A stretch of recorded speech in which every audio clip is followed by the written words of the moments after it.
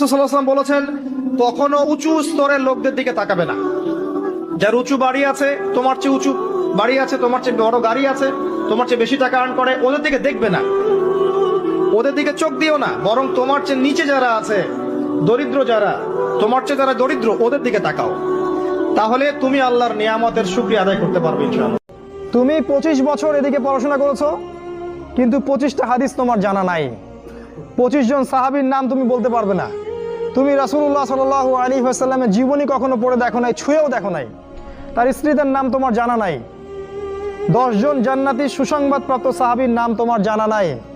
কিন্তু তুমি এদিকে science, arts, commerce, physics, chemistry, biology, হাবি জাবি সব পড়ে শেষ করেছো। ইসলামের বেসিক নলেজ তুমি অর্জন করো নাই। মানব জাতির উপরে আল্লাহ পাকের সবচেয়ে বড় দয়াটা হচ্ছে কি জানেন?